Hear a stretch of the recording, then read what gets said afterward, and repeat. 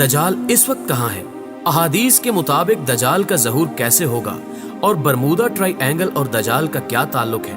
अगर आप भी इन सवालात के जवाब जानने की जुस्तजू में हैं, तो ये वीडियो आपके लिए मालूमाती साबित होने वाली है, क्योंकि आज हम आपको अहादीस के हवाला जात देकर ये बताने की कोशिश करेंगे कि दजाल इस वक्त कहाँ है। लिहाजा वीडियो के असल हिस्से की जानिब बढ़ने से कबल आप सभी दोस्तों से दरखास्त है कि इस इंफॉर्मेटिव वीडियो को स्किप किए बगैर शुरू से आखिर तक जरूर देखिएगा, ताकि आप मुकम्मल मालूमात से मुस्तफीद हो सके। तो आइए दोस्तों, चलते हैं मौजू के असल हिस्से की जानिब। मुअज़्ज़िज़ नाज़रीन गिरामी, सबसे पहले बात शुरू करते हैं बरमूदा ट्रायंगल से। बरमूदा ट्रायंगल बहर-ओ-क़यानूस में वाक़ है और इसके मुतल्लिक बहुत सी कहानियां और किस्से बनाए गए हैं। 1945 में जब फ्लोरिडा से उड़ने वाले 5 जहाज कहीं गायब हुए, तब ये ट्रायंगल मंजराम पर लाई गई। उन जहाजों को बहुत तलाश किया गया, मगर कहीं सुराग न मिल सका।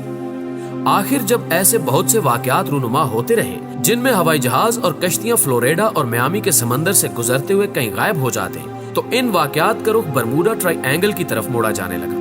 नतीजा ये निकला कि एक ऐसी मसनूई और खुद साख्ता तिकोन वजूद में लाई गई जो इंसान और इंसानियत के लिए एक राज रह सके, और जब वक्त की जरूरत हो उस जगह से कुछ जाहिर करके लोगों के इज़हान पर काबू पाया जा सके और ये बताया जा सके कि हमारा निजात दहिंदा, दुनिया को बचाने वाला और यहूदियों और ईसाइयों का मालिक यानी दज्जाल आ गया है। नाज़रीन गिरामी, यकीनन आप हैरान हुए होंगे कि हमने अपनी बात का रुख दज्जाल की तरफ क्यों मोड़ दिया है। तो आइए चंद दलाइल भी आपके सामने रखते हैं। मुअज़्ज़िज़ दोस्तों, बहरुल-काहिल के शैतानी समंदर यानी डेवल सी और बहर-ओ-क़यानूस के बरमूदा ट्रायंगल में कई खसूसियात के एतबार से ममासलत पाई जाती है, जो ये सोचने पर मजबूर करती है कि इन दोनों में कोई ऐसा ताल्लुक जरूर है जो दुनिया की नजर से पोशीदा है, और ये ताल्लुक लाज़मन शैतानी है, रहमानी या इंसानी नहीं। क्योंकि जैसे पहले अर्ज किया गया कि यहाँ बहुत से हादसात रूनुमा हो चुके हैं। मसलन दुनिया में यही 2 जगह ऐसी हैं जहाँ कुतुबनुमा काम करना छोड़ देता है। दोनों में मुतअद्दिद हवाई और बहरी जहाज गायब हो चुके हैं, जबकि इंतहाई ताज्जुब खेज बात यह है कि इन दोनों जगहों के दरमियान ऐसे जहाजों को सफर करते देखा गया जो सालों पहले गायब हो चुके थे। नंबर 2, दोनों के अंदर ऐसी मकनतीसी कशिश या बरकी लहरें मौजूद हैं जो बड़े बड़े जहाजों को तोड़ मरोड़ कर निकल जाती हैं। नंबर 3, दोनों के दरमियान उड़न तश्तरियां उड़ती देखी गई हैं, जिन्हें अमरीकी मीडिया वाले खलाई मखलूक की सवारी कहते हैं। अमेरिका का यहूदी मीडिया इनके मुतल्लिक सामने आने वाले हकायक छुपाता रहता है। कुछ लोगों ने इसकी जुर्रत की और इन हकायक को मंजराम पर लाए तो उन्हें कत्ल कर दिया गया, जैसे डॉक्टर मोरिस जेसुप और डॉक्टर जेम्स ई मैकडोनल्ड को सिर्फ इस वजह से कत्ल किया गया कि ये दोनों उड़न तश्तरियों को खोजते हुए असल हकायक जान गए थे। नंबर 4, दोनों जगहों को खासो आम कदीम जमाने से शैतान से मंसूब करते हैं, और यहाँ ऐसी कुव्वतों की कारस्तानियों के कायल हैं जो इंसानियत की खैरखा नहीं, लेकिन इनके गिर्द असरार के पर्दे आवेज़ां कर दिए गए हैं। वो मीडिया जो बाल की खाल और खाल की खाल उतार देता है, वो इस राज को क्यों छुपा रहा है? मुअज़्ज़िज़ दोस्तों, अगर बात की जाए इस्लामी रिवायात की, तो एक दिन हजूर अकरम सल्लल्लाहु अलैहि वसल्लम ने सहाबा कराम रिज़वानुल्लाह अलैहिम अजमईन को जमा फरमाया और इरशाद फरमाया कि तमीम दारी पहले ईसाई था, वो आया, उसने बैत की और इस्लाम में दाखिल हो गया। उसने मुझे ऐसा वाकया सुनाया जो उन बातों से ताल्लुक रखता है जो मैं तुम्हें दज्जाल के बारे में बताया करता था। उसने मुझे बताया कि वो लखम और जजाम कबीले के 30 आदमियों के हमरा समंदर के सफर पर बहरी जहाज में रवाना हुआ। समंदर की लहरें तूफान के सबब उन्हें महीना भर तक इधर उधर धकेलती रहीं, यहाँ तक कि वो एक जजीरे में पहुंच गए। उस वक्त सूरज गरूब हो रहा था। वो एक छोटी कश्ती में बैठकर जजीरे में दाखिल हुए। जब वो जजीरे में दाखिल हुए तो उनको एक जानवर मिला जिसके जिस्म पर बहुत बाल थे। बालों की कसरत की वजह से उसके आगे पीछे का पता नहीं चल रहा था। उन्होंने कहा कि तेरा नास हो, तू क्या चीज है? उस बालों वाले जानवर ने कहा कि मैं जस्सासा हूं। उन्होंने पूछा कि ये जस्सासा क्या चीज है? जवाब मिला, ऐ लोगो, खानका यानी घर में मौजूद उस आदमी की तरफ जाओ, वो तुम्हारी खबरें सुनने का बड़े तजस्सुस से इंतजार कर रहा है। उन्हें खौफ हुआ कि कहीं ये जानवर शैतान ना हो और कहीं कोई नुकसान ना पहुंचाए। फिर हम तेजी से चले और खानकाह में दाखिल हो गए। वहां हमने भारी भरकम कद काट का एक आदमी देखा जिसके घुटनों से टखनों तक बंधी एक लोहे की जंजीर थी और उसके हाथ गर्दन के साथ बंधे हुए थे। ہم نے پوچھا تیرا ناس ہو تو کیا چیز ہے؟ اس نے کہا کہ میرا پتہ تمہیں جلد چل جائے گا، یہ بتاؤ کہ تم کون ہو؟ ہم نے کہا کہ ہم عرب سے ہیں۔ پھر ہم نے سارے سفر اور طوفان اور جساسہ کے بارے میں بتایا کہ اس نے ہمیں تیری طرف آنے کا کہا۔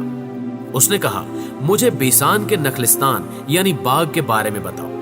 ہم نے کہا کہ اس کے بارے میں کون سی بات پوچھنا چاہتے ہو؟ اس نے کہا میں جاننا چاہتا ہوں کہ اس باغ کے درختوں پر پھل آتے ہیں یا نہیں۔ ہم نے کہا ہاں پھل آتے ہیں۔ اس نے کہا مجھے تبریا کی جھیل کے بارے میں بتاؤ۔ ہم نے کہا کہ اس کے بارے میں کون سی بات پوچھنا چاہتے ہو؟ اس نے کہا کیا اس میں پانی موجود ہے؟ ہم نے کہا ہاں اس میں بہت پانی ہے۔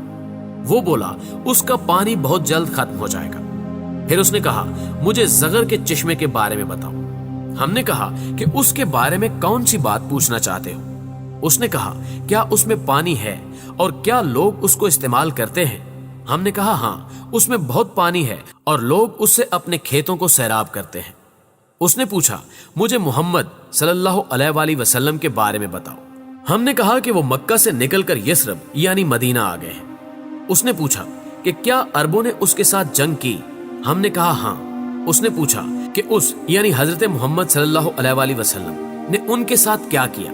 ہم نے کہا کہ وہ ارد گرد کے عربوں پر غالب آ چکے ہیں اور انہوں نے ان کی اطاعت قبول کر لی ہے۔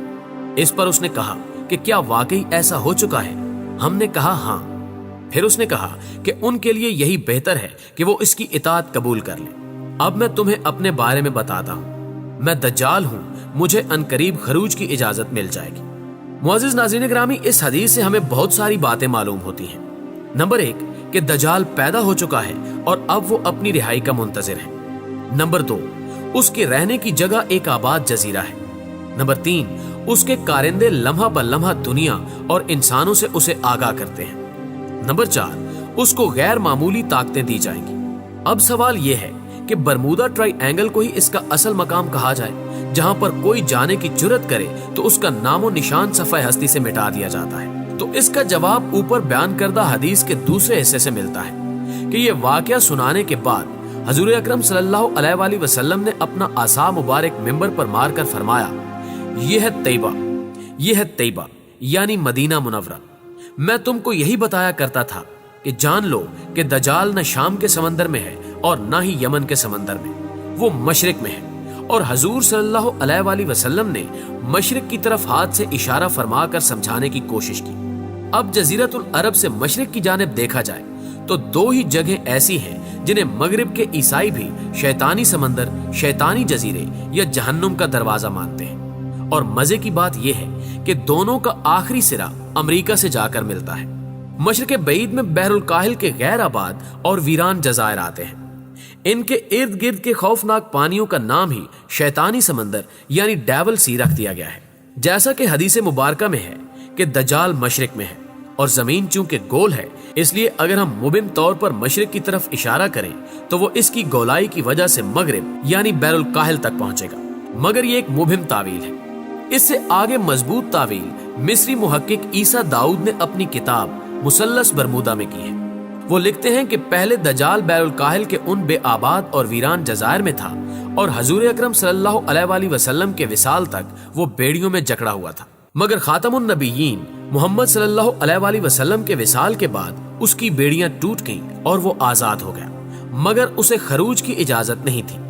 وہ شیطانی سمندر یعنی ڈیول سی سے شیطانی تکون یعنی برمودا ٹرائی اینگل تک رابطے میں ہے، جس کے قریب شیطانی تہذیب پروان چڑھ کر نقطہ عروج کو پہنچنے ہی والی ہے۔